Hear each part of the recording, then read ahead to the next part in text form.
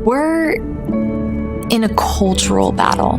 That's why Heritage Action created the Sentinel program, to empower conservatives to speak up, take action, and to hold your lawmakers accountable.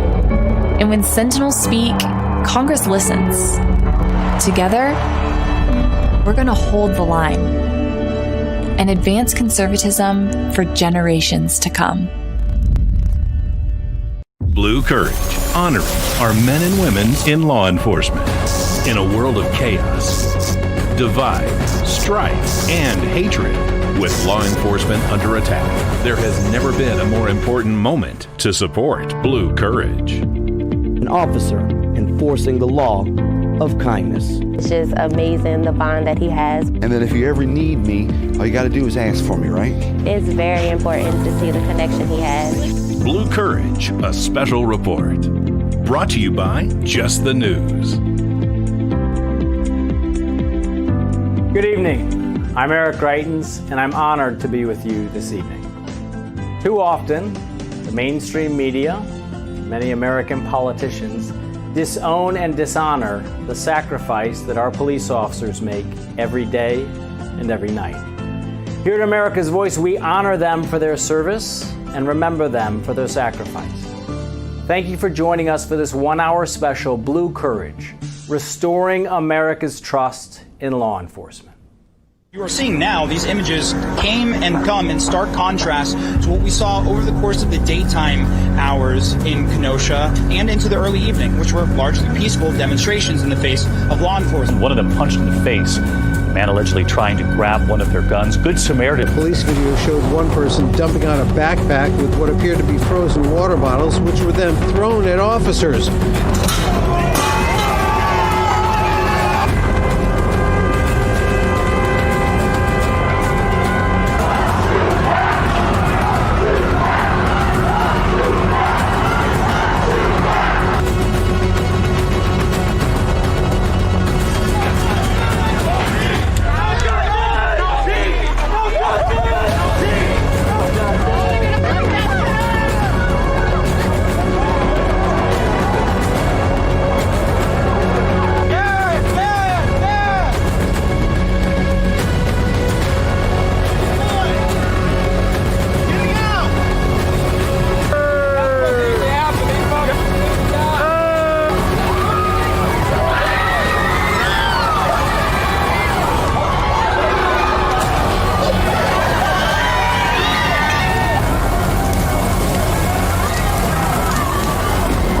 Just confirmed within the hour that the critically ill St. Louis City police officer has died.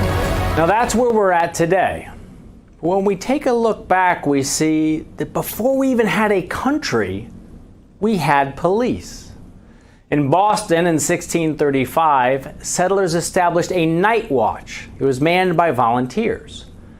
Now about 70 years later in 1703, members of the night watch were first paid 35 shillings a month, and the profession of policing on the continent began. Policing was woven into the tapestry of American government from our founding. And in 1786, Sheriff Benjamin Branch of Chesterfield County, Virginia, became the first known law enforcement officer to give his life in the line of duty. In 1789, it was President George Washington who created the first federal law enforcement officers when he appointed 13 United States Marshals. Now today in America, police are under assault, as you saw. They are assaulted with bricks and bottles, fireworks and Molotov cocktails. They are also assaulted by dishonest prosecutors who charge them with crimes when they are clearly just doing their jobs to protect all of us. They're attacked by the left-wing media who distort facts beyond comprehension, who use words like mostly peaceful to describe arson. Now, we do not have to be passive in the face of this violence. We can let police know that we appreciate them. We can support law enforcement organizations that care for the widows and children of fallen officers, and support those that buy essential safety equipment for officers on duty. You can put a thin blue line sticker on your car, a sign in your yard. These seem like small things, but remember this. The left works by fear and intimidation. When we take action, we build courage. And tonight, we'll be talking about other positive and powerful steps that we can take together. The anarchists, the leftists, the rioters, looters, criminals, and assaulters are only a small portion of society. The good news is there are a lot more of us. We can win with courage, and Americans have always been courageous. Tonight on Blue Courage, we're going to be talking with officers. We're also going to be talking with the widows of slain officers who have made the ultimate sacrifice. We're going to talk with police leaders who are on the front lines and our fellow citizens, and we're going to talk practically about how we got here and how together we can restore trust in law enforcement. These men and women face danger for all of us. We need to have their backs. They wake up, and before they go out to do their jobs, they strap on body armor and put on a sidearm. They step into the night to do dangerous work. And when danger lurks, when the call goes out, they run in as others are running out. Tonight, we're going to talk about how we stand with them, how we have their backs, and how together we can restore trust in law enforcement. It's going to be a great night. Stay right with us. Hello, my name's John Solomon. I'm the editor-in-chief at Just the News, and I want to welcome you to tonight's very special event, the Blue Courage Award, the first ever Blue Courage Award. We want to thank you for your support and for your attention tonight.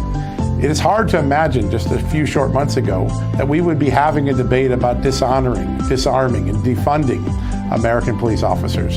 How we got to this moment and how we emerge from it will be a very important dialogue in America. That's why we're having tonight's event. Law enforcement is very special to my own family. My father served for 46 years, eventually retiring as a police chief.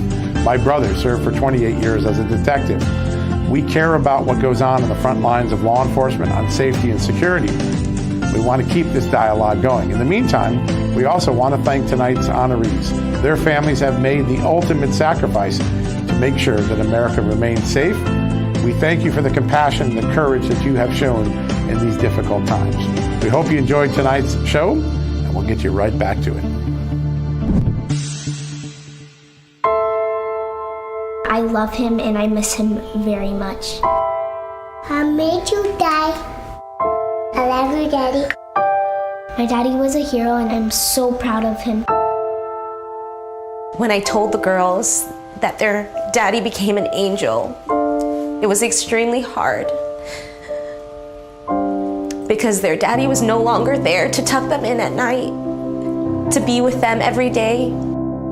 There are over 1,000 families that need our help. Tunnel to Towers is honoring those heroes that risked their lives by providing them with mortgage-free homes. It means so much to me as a law enforcement officer who was affected by a tragic loss of my husband to know that if there is a loss in the future, the Tunnel to Towers will provide support for those families. They're not alone. I'd like to ask you to contribute $11 a month to support their efforts. Please visit tunneltotowers.org.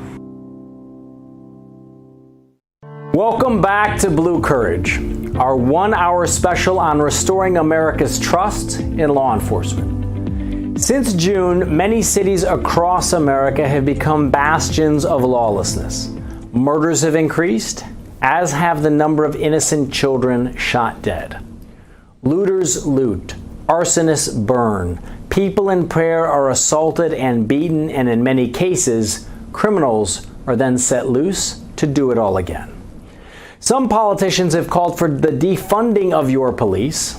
In other places, politicians afraid of the mob themselves have become complicit by their silent cowardice. In many cities and states across the country, politicians who've never strapped on a sidearm, who've never stepped into the dark to do dangerous work, are disarming and defunding your police. Since before we had a country, we had police. In 1635, settlers established a night watch.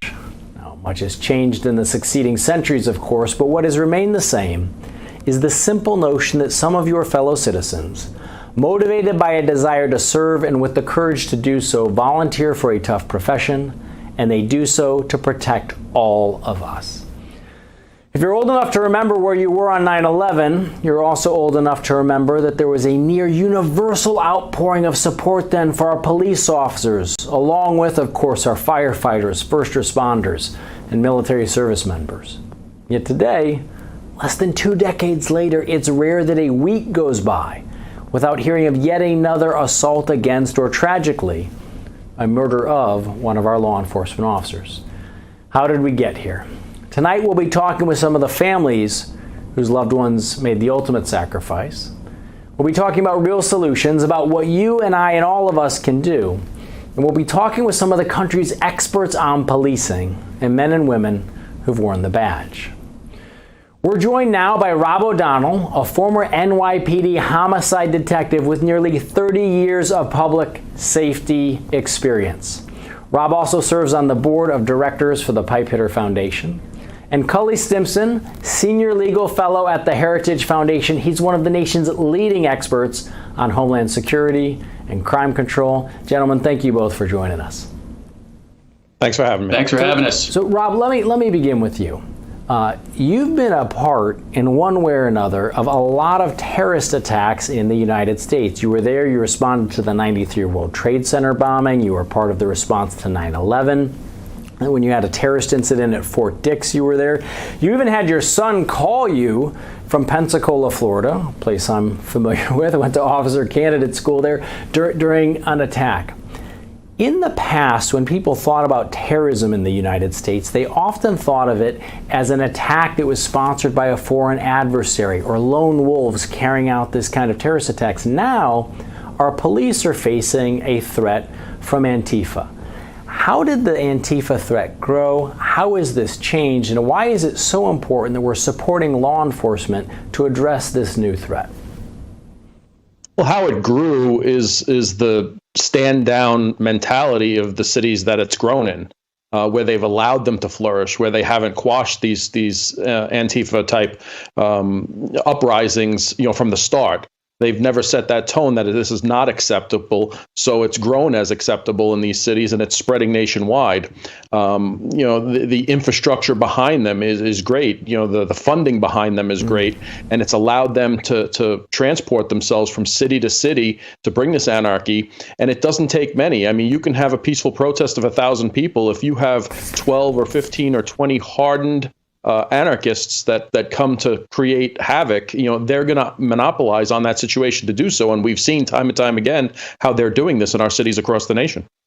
Yeah, and Cully, let me turn to you on that really important point that Rob made. I mean, you've served on the front lines of this as a prosecutor. You've also have a perspective from having served in the Department of Defense, in the Pentagon. One of the things that we've seen is that we've had a lot of prosecutors who, when police officers bring in criminals with evidence, people who've been committing arson, who've been looting, who've been rioting, you've had a lot of prosecutors who've turned around and then sent folks right back out onto the streets. Talk with us a little bit about what that does and the role of prosecutors in supporting our law enforcement officers. Yeah, so the prosecutor occupies a unique position in the entire criminal justice system. They are the gatekeepers to the courtroom. So if police do their job, which some mayors in these liberal cities are not even allowing the police to do their jobs, arrest people and have probable cause to arrest them and bring a good case to a prosecutor, some of these rogue prosecutors, or what they call progressive prosecutor offices, have non-prosecution memos. Where entire classes of crimes are off the menu. Rachel Rollins, the Boston elected rogue prosecutor, has 15 particular crimes: wanton malicious destruction of property, possession with intent to distribute, breaking and entering, and all sorts of other crimes. So does Larry Krasner in Philadelphia. So does the rogue prosecutor in Portland, Oregon. The list goes on and on. So they're line deputies, they're line prosecutors who are supposed to follow the law, simply are not allowed to charge them. So they're essentially, Eric, usurping the power of the legislature. They're violating the separation of powers by not enforcing the law as written. They're not faithfully executing the law. And so those charges just don't get filed. And these thugs and criminal elements can just go right back out on the street with impunity. And let's remind all of our viewers that prosecutors take an oath, just like you took an oath as a Navy officer that you were going to protect and defend the Constitution of the United States. These prosecutors take an oath to uphold the law, and when they fail to do so, they are violating that oath. Cully, give us also some historical perspective as you think about the history of the country and you think about where we're at today. What does this assault on law enforcement actually mean for the Republic, and why is it so important that people get back in and start supporting our law enforcement officers? Well, first off, I think we were probably all in agreement that the vast majority of Americans are patriotic and they support law enforcement. But there's a growing cancer in our country, frankly, that believes law enforcement is systemically racist, that they are the problem.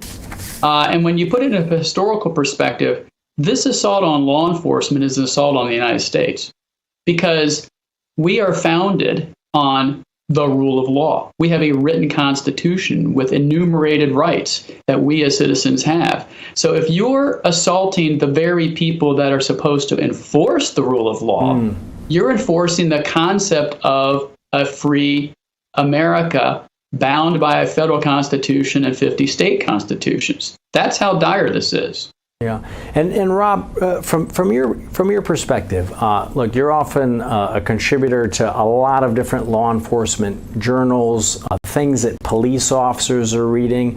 What are the key messages that you think our officers need to be hearing, both from the general public and from our political leaders? And we've only got a little bit of time left, in 30 seconds or less. The key messages you think they need to be hearing. Sure. With policing and community relations, there's no doubt a conversation needs to be had. But we need to start that conversation from a place of fact, not fiction. And what we're dealing with now is a lot of fiction. They're taking 0.01% of the incidents nationally and demonizing 850,000 police officers nationwide. And that needs to stop. And this is a tale of times where you get these progressive mayors and these politicians who want you to look at this boogeyman and say, you need me to protect you from that boogeyman because it shields them from what they're not doing. They're not dealing with the inner city issues they have. They're not dealing with education. They're not dealing with homelessness, jobs. They're not dealing with the real issues that stem crime. And they're using your police and this anti-police momentum as rhetoric to shield themselves for their inadequacies as a political leader. Thank you, Rob. We appreciate you. Cully, thank you both. We're joined now by Bernie Kerik, former New York City Police Commissioner who was running the NYPD on September 11th, 2001. He's a great personal friend. He is an icon for law enforcement officers across the country. Bernie, thanks for joining us today. Thank you, sir. Hey, look, Bernie, you have one of the unfortunate distinctions of having had to attend probably more law enforcement funerals than any person in the country. You were running the NYPD on September 11th. You were there leading these men and women who courageously saved lives that day, who put their lives at risk so that they could save others. And everybody remembers how after September 11th, there was this great outpouring of support across the country for law enforcement officers. People were thanking them. They were standing behind them. Young men and women wanted to become law enforcement officers. Now we're in this place, less than 20 years later, we've got some politicians who've never worn a sidearm in their life who are calling for defunding the police and disarming the police. How did we get from there to here? And what do we need to do to restore trust in law enforcement across the country? You know what, Governor, you just about called it yourself. It's the leadership. It's the political leadership. You know, on the morning of September 11th and in the aftermath of the attacks, I worked for Rudy Giuliani. Giuliani was somebody that understood our job, knew what the men and women did in the police department, the fire department, the emergency services, supported them, made sure they had the right resources, the manpower, what they needed to do the job. Today, we unfortunately, over the last 20 years, have elected leaders, mayors, city council members, and in many cities, prosecutors that are extremely left-leaning. Some are identified as Marxists. Some are socialists.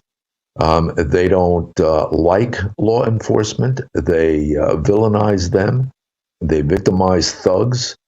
That's who a lot of these cops today are working for. And I think the general public at large, 80 to 90% of the general public, they love law enforcement. Yes. They love the cops, the men and women that are in their communities, yes, and they would do anything for them. But when the leadership is turned against them and the leadership villainizes them and targets them, things start to go downhill, and that's what we have seen.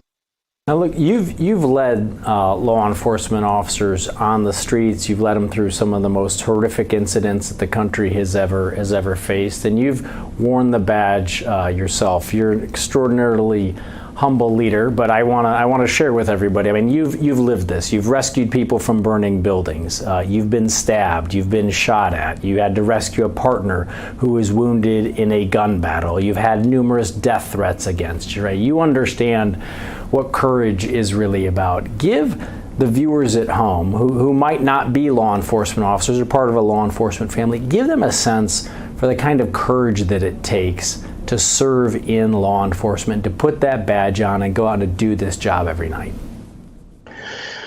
You know, Governor, I try to look at it like this, and I try to explain to people the performance, the job that we have in this way. We're no different than any other citizen in the country, right? We put our pants on the same way. We eat the same foods. We go to the same churches and synagogues and religious services. The difference is we have a job where lives depend on it. And at some point in time in the day, we put a bulletproof vest on, put that badge on, put a sidearm on, and we go out and we do a job that most people wouldn't have the courage to do. Nobody really wants to run into a burning building when that building's on fire and coming down. Nobody wants to run toward gunfire when the guns are blazing and bullets are flying. It's sort of like the military, right? They go out and they do a job that a lot of people, they just wouldn't have the courage to do. So men and women in law enforcement, they go out, they do that job, and they pray. They pray that at the end of their 8-hour tour, they're going to go home to be with their families, with their wives, their kids, their husbands. And unfortunately, sometimes that doesn't happen. And on the morning of September 11th, I lost 23 cops. We lost 37 Port Authority police officers. We lost 343 firefighters. And we've lost dozens, hundreds since as a result of cancer. Nobody thought that they were going to work that day and they wouldn't go home. Mm-hmm. That's the risk we take. That's the life we have. And I think a lot of times it goes underappreciated, underpaid, but they're still out there. They're still doing the job. And it's because they care for this country, they care for our people, and they want to see people live in a safe and secure environment. Well, sir, we appreciate your service to this country at a time when we all needed it. The country was really standing on your shoulders, and you've continued ever since to continue to serve on the front lines and to be an advocate for law enforcement. Folks, that's Bernie Kerik, NYPD Commissioner, great American. Thank you so much, Commissioner. Today, we launch Fight for America, to advocate for American values and institutions, to champion the law enforcement. I work with exceptional deputies, police officers. We have people that truly want to get out there and do good. I'm very happy that the Heritage Foundation and Heritage Action are willing to stand up, are willing to speak for the silent majority, to say that we still believe in what our founding fathers believed in.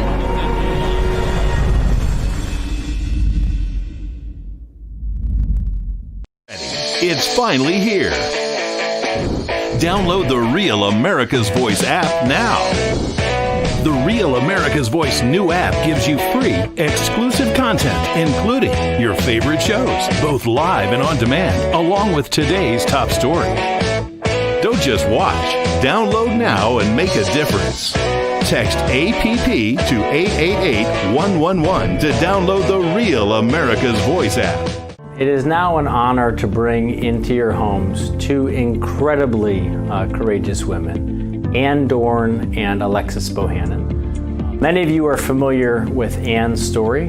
She is the widow of David Dorn, who's a former St. Louis police captain and St. Louis area police chief who tragically gave his life in service to his fellow citizens when he was murdered by looters during rioting this past summer. And Alexis Bohannon is the widow of slain police officer Bo Bohannon, who gave his life responding to danger to a call of shots fired in St. Louis just weeks ago. Ann and Alexis, we're honored to have both of you with us tonight. Thank you very much for being on with us. Thank you. So Ann, let me begin with you. Your families have made the ultimate sacrifice. What is your message to all of the families who are watching this show right now about how they can support not just our law enforcement officers, but also law enforcement families around the country during this difficult time? Eric, I mean, in this day and age, what we need is them to just acknowledge and say thanks for not just for the sacrifices, but for the everyday work that officers do, first responders do every day. They put their life on the line. They leave their families at home during holidays in the evenings and on weekends. They miss soccer games. Just a simple thank you goes such a long way with law enforcement officers. But if people want to really support, go out there, get in the community, work with the community, help the officers, get our communities back, bring our communities back to when it was when we were a community. Communities were actually families, and we helped raise each other's children. We could play in the streets. There was things going on, picnics or just events that happen in our neighborhoods.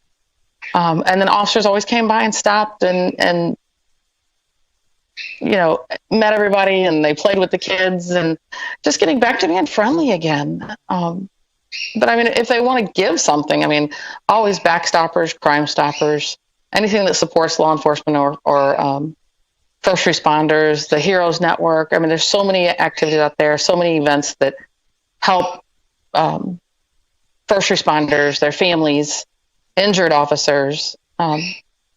I could go on forever on the different groups that want to help, but if you want to get involved, get involved. Well, I know we do have a lot of families that do want to get involved. Alexis, I know in particular that your family was supported by the Tunnel to Towers Foundation. Tell us what it was like when you and your children tragically lost Bo, and his tremendous and courageous service. You had, I remember when we were last talking, you were telling me about all the people who've come around to support you. What did that mean to you? I mean, prior to all of this happening, I'd heard of organizations before, but Tunnel to Towers was one that I had not. And so just seeing the outpouring of love that the community shared and that organizations were willing and able to step up to help us was a tremendous, I felt gratitude. I felt humble. I felt obviously emotional, given the circumstances, but just the fact that there was an organization willing to step up and help us, just paying off that mortgage alone. Like, officers don't really make much. And, we were a family of 5. We had 3 kids. So, we were making it every penny count already anyway. So just having one less debt to worry about was a huge weight off my shoulders to have to worry about. And we know that there are families around the country that want to continue to support you and families like yours. And you've had a front row seat to understanding what it means for families who are serving on the front lines. There's so much misinformation in the mainstream media about police officers, about what law enforcement families go through.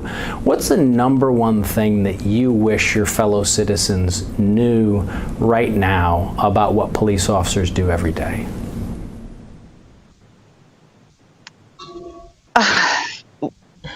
I'm a police officer still, so we sacrifice. Yes. We're away from our family so much. Yes. We give up our time with our families to protect and serve, to go out in the communities to help everybody. And we're real people. We're just like everybody else. We go to church, we grocery shop, we go to soccer games with our kids, we have parties, we have birthday parties with everybody.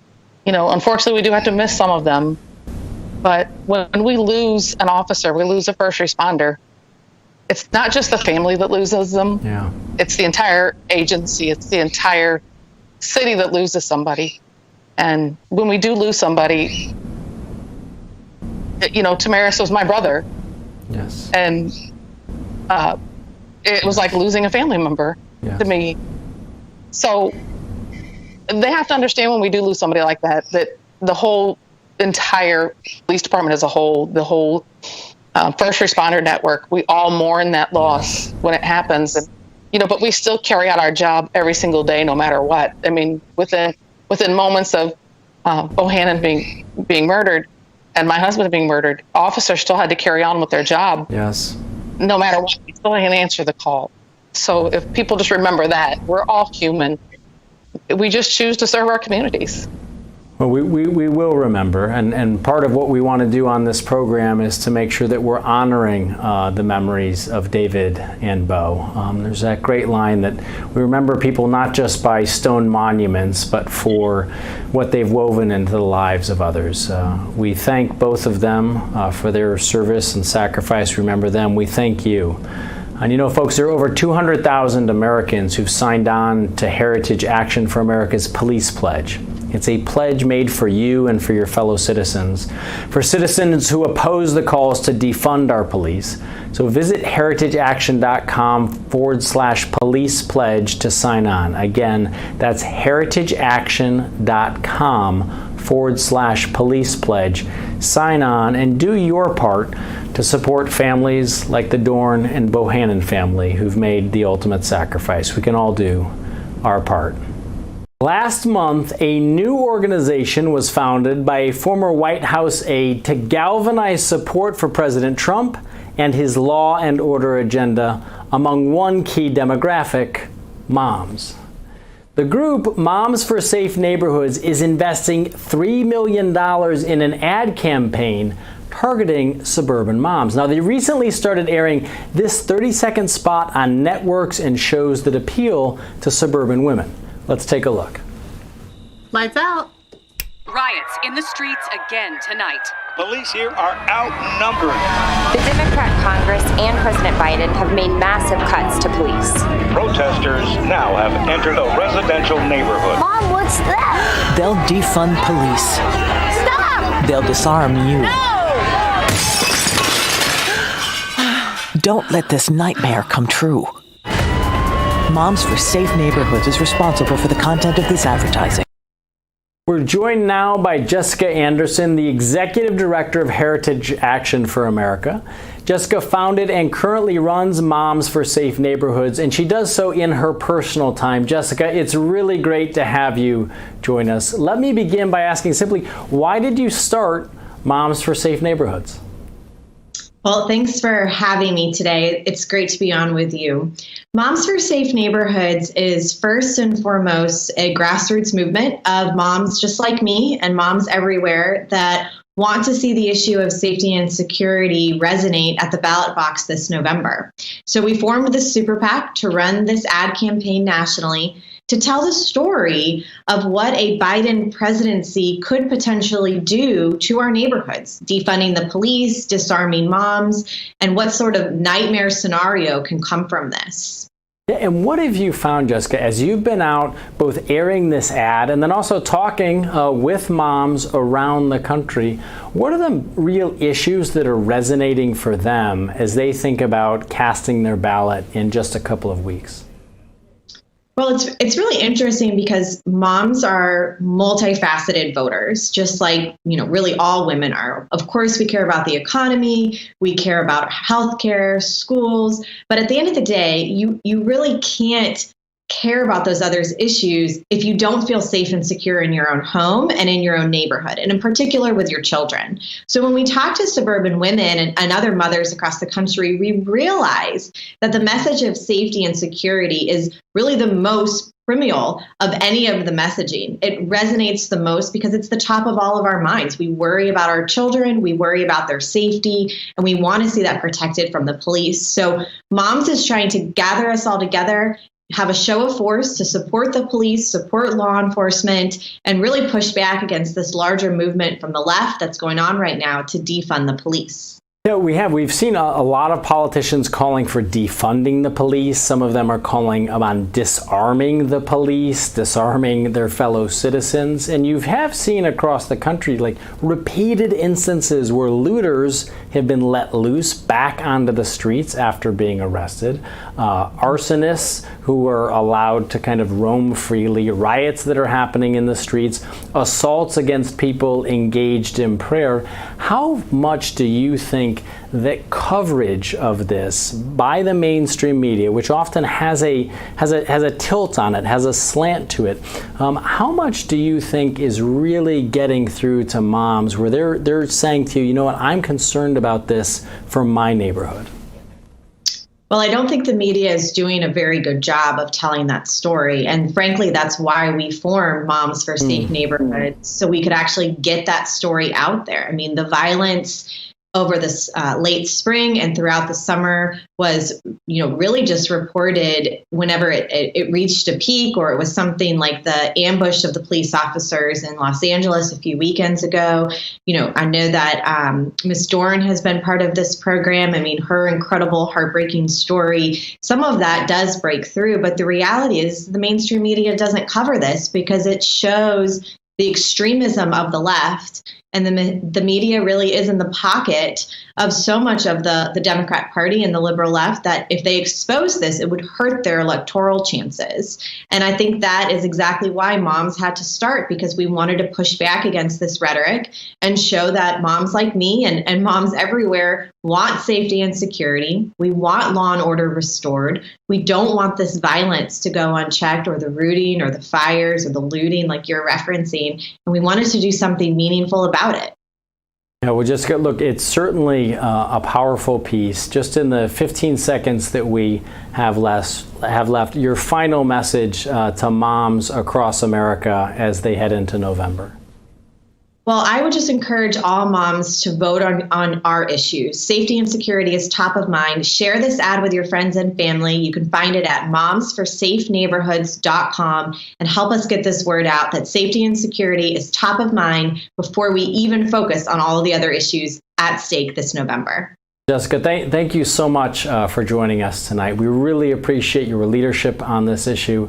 Folks, that was Jessica Anderson, founder of Moms for Safe Neighborhoods. When we come back, we're going to be joined by our panel. Stay with us. You've seen us on Roku, Dish, Pluto TV, Apple TV, and Amazon Fire TV. Join Real America's Voice in these new markets. We're excited to be coming to a city near you. KRID, Channel 22, Boise, Idaho. KPVM, Channel 25, Las Vegas, Nevada. WBNA, Channel 21, Louisville, Kentucky. Channel 113 is coming to Comcast, Chicago. Real news and honest views. Real America's Voice. We're in a cultural battle. That's why Heritage Action created the Sentinel program, to empower conservatives to speak up, take action, and to hold your lawmakers accountable. And when Sentinels speak, Congress listens. Together, we're going to hold the line and advance conservatism for generations to come.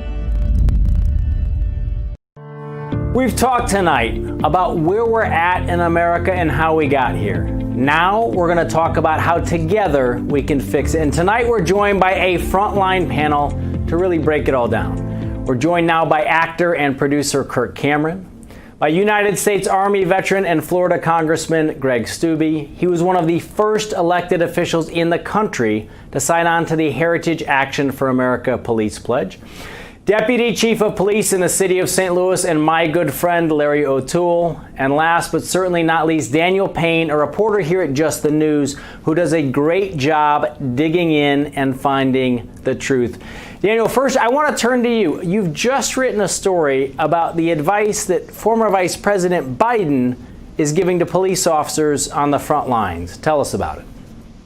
Yeah, so at Biden's town hall on Thursday in Philadelphia, he suggested that one of the police reforms that he would seek would be advising police officers in violent altercations to shoot suspects or assailants in the leg, to aim not for center mass, but for the leg.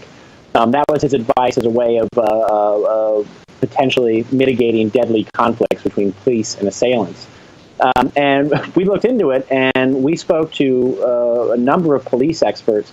We also spoke to a number of police reform activists who are generally fairly critical of the police.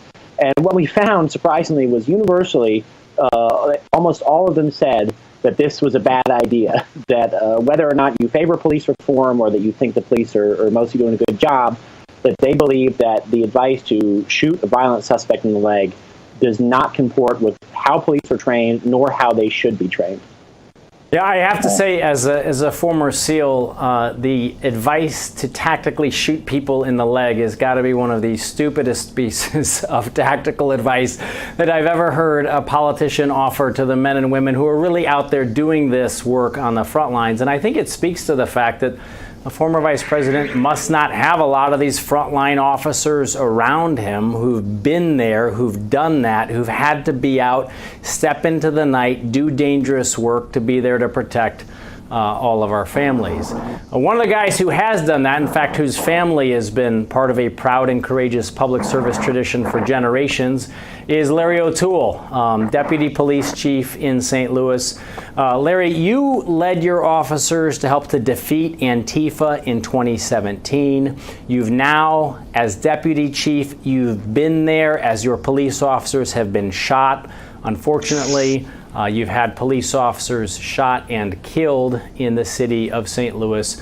Your men and women are out there sacrificing every single day, and yet they are also under attack not only on the streets by people who are throwing Molotov cocktails at them and shooting fireworks at them, they're also under attack by George Soros-funded prosecutors in your own city. Tonight we're talking about solutions, though. What can the average citizen do that's most meaningful to support you and your officers on the street today? Well, thanks for having me. I would tell you that, well, in St. Louis, as you mentioned, since June 1st, we've had 9 officers shot. We've had an officer, Damaris Heron, was killed on August 30th.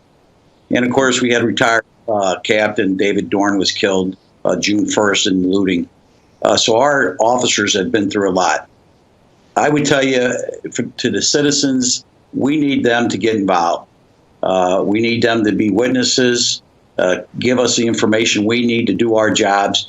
And we need them to do their own homework to get the facts, because what's really hurting us, I believe, is the false narrative that comes out. And just for them to know what the truths are about the hard work that we do. I would tell you that last year, before I came here for the interview, I put up our calls for service in 2019. Our officers handled 514,000 calls for service. Out of that, the complaints from the citizens to our Internal Affairs Division, 32. Our officers handled 514 calls, and they got 32 complaints to the Internal Affairs Division. Now, our department generated our own. We generated 68 complaints on officers.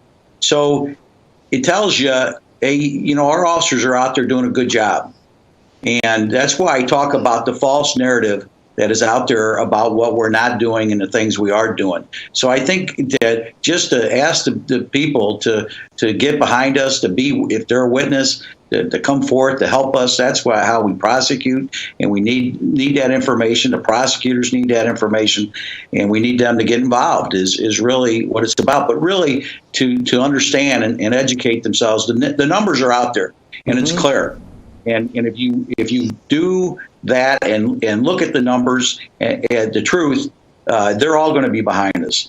And I know the Fraternal Order of Police does a great job trying to take care of this narrative on their Twitter page, their Facebook page, but there is so much false narrative that is hurting policing throughout our country that we need to push back along those lines. We do. We got to make sure that the truth actually gets out, because the vast majority of Americans are supporting their police officers. Congressman, you were one of the first elected officials to step forward and sign the police pledge. Why did you do so, and why do you think it's so important for your fellow Americans to follow your lead?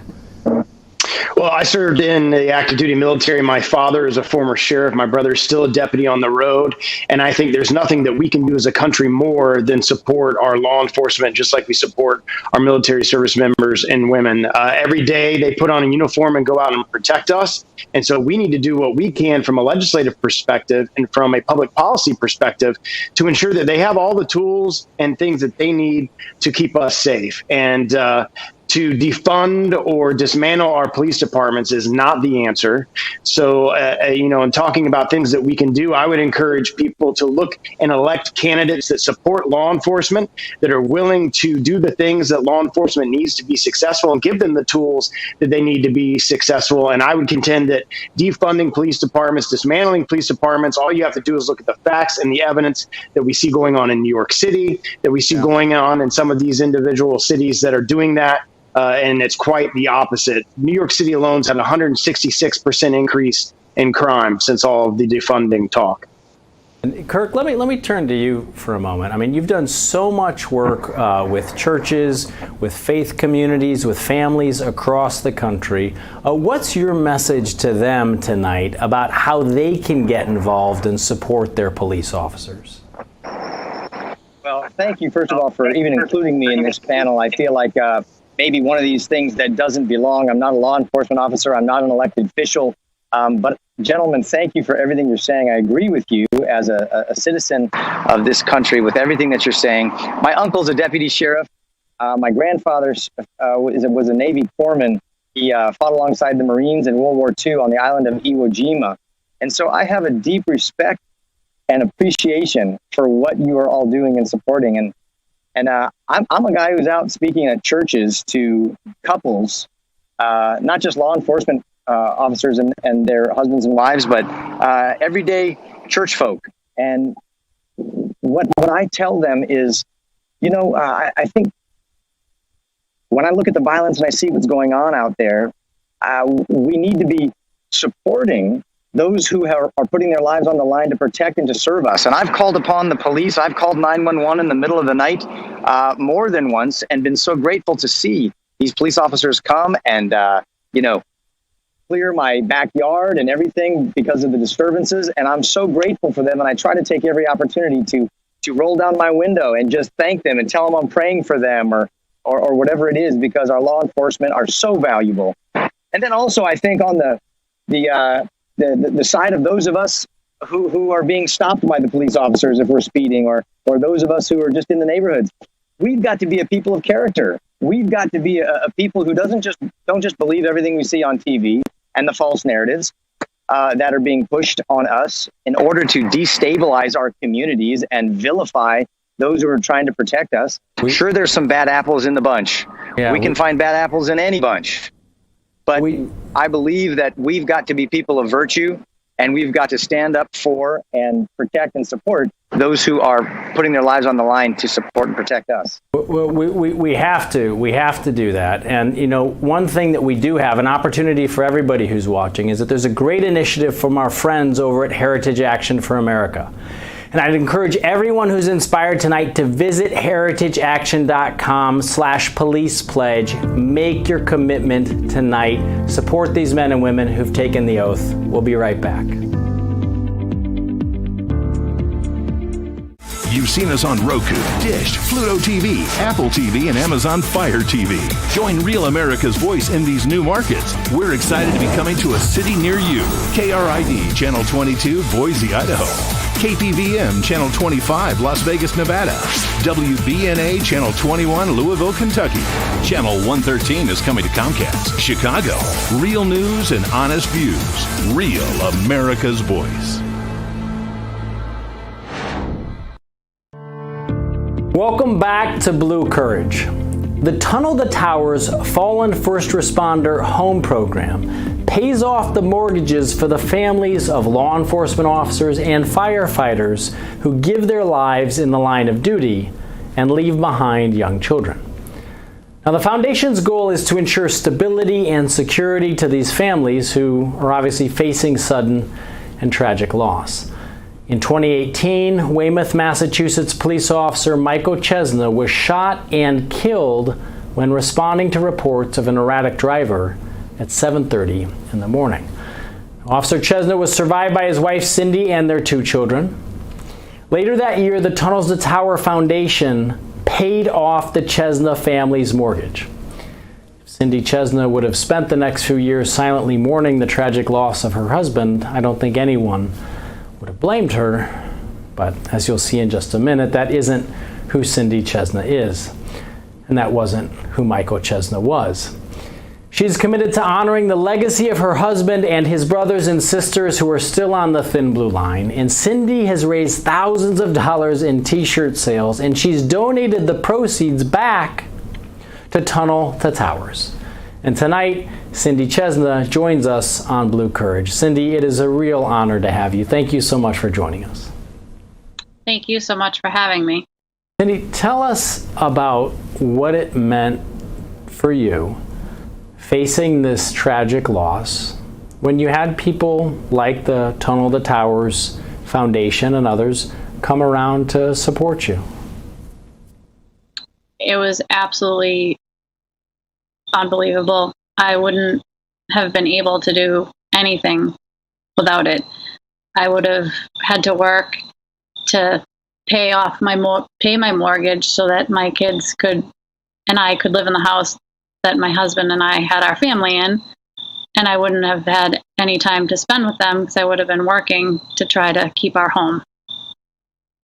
And Cindy, when you see today so much of the anti-police rhetoric, and you have lived more and sacrificed more, and your family has more than anyone could ever ask in the cause of law enforcement, how does that make you feel, and what do you think about the direction that the country is headed? It hurts. It hurts to see all the police being vilified for their profession. They put their uniform on every day to protect the lives of others. These men and women, they get up every single day to put the uniform on, and I think what we recognize here is that every single person who puts that uniform on, they have a family. They have parents, they have children, they have spouses, they have brothers and sisters who are home waiting for them to come home at the end of every shift. What's your message to your fellow Americans right now about the profession of law enforcement? Just to be kind and respect the police. There may be some that people don't like, but there are a lot of good ones out there, and they're there to help you. They're not there to hurt you. They're here to help you. Cindy, you are an extraordinary example of courage, and I want to tell you that for the first time ever, Just the News is presenting the Blue Courage Award. We're doing so to an individual who's gone above and beyond the call of duty, and we recognize that call of duty can take many forms. The award is made possible thanks to the sponsorship of the Tunnel to Towers Foundation. And Cindy, I'm honored to present the inaugural Blue Courage Award to you, to Cindy Chesna, and to your family for your incredible dedication to the service of others. Thank you so much. It means so much to my family and I. Well, Cindy, it means so much to us and to the country, the work that you've done. And I'm told, Cindy, that your work has actually made possible another donation. The family of slain Hot Springs, Arkansas police officer First Class Brent Scrimshire is never going to have to make another mortgage payment on their home. Tunnel to Towers Foundation Chairman and CEO Frank Siller and Tunnel to Towers Ambassador Cindy Chesna, who's joining us now, they've announced that the foundation has paid that family's mortgage in full. Officer Scrimshire was shot and killed in the line of duty on March 10th. He left behind his wife Rachel and their 2 children, their son Wyatt and daughter Riverlyn. Cindy helped to make this gift possible with a donation of over $19,000 that she raised from t-shirt sales to honor her late husband, who was shot and killed in the line of duty in 2018. So she's been paying it forward. And so just as Tunnels to Tower paid off the Chesna's family mortgage, Cindy has now turned around to do that for another family. Cindy, we are honored to have you join us tonight. Thank you so much, and know that our thoughts and prayers continue to be with you and your family. Thank you. Thank you for having me. I'm honored to be on with you guys and to send my message out and to honor another family. God bless you for the work that you continue to do, Cindy. Thank you so much. Thank you. Officer Chesna lost his life for responding to reports of a suspicious person. Officer Scrimshire was shot and killed during a traffic stop. Every day, these heroes put themselves in harm's way to keep us safe on the roads and in our communities. We believe that we need to take care of the families these heroes leave behind on those tragic days when they do not come home. Please help us in our efforts to provide these families mortgage-free homes by going to T2T.org. That's T2T.org, and join us by donating $11 a month so that the hundreds of families waiting for homes can get the help that they deserve. This is a country that was built by courage and hope. If we have any hope to restore peace, we must never forget the service of men and women in police departments and sheriff's offices all across this country. So tonight and every night on Real America's Voice, we remember and we honor the stories of courage and heroism by American heroes. We're in a tough time, but we've been through tough times before. This is a country held together by courage, and here we honor it. God bless you. God bless the men and women in law enforcement. And God bless America. Good night. Blue Courage, honoring our men and women in law enforcement. My mom was the most amazing person in my life. I would definitely consider my mom as a hero. I love and miss my mom very much. The worst day of my life was the day that my mother was murdered on July 5th, 2017. That same night in the hospital, when my brother and sister asked me who was going to take care of them after I had to break the horribly tragic news that our mother had been murdered, I said, I will take care of you. There are over 1,000 families that need our help. Tunnel to Towers is honoring those heroes that risked their lives by providing them with mortgage-free homes. First responders are human too. They have fears and families that they need to come home to. For just $11 a month, you can give back to these heroes who gave up so much for you and ensure that their families will always have a home. Please donate $11 a month by visiting tunneltotowers.org or calling 1-844-BRAVEST. Thank you. Today, we launch Fight for America to advocate for American values and institutions, to champion the law enforcement.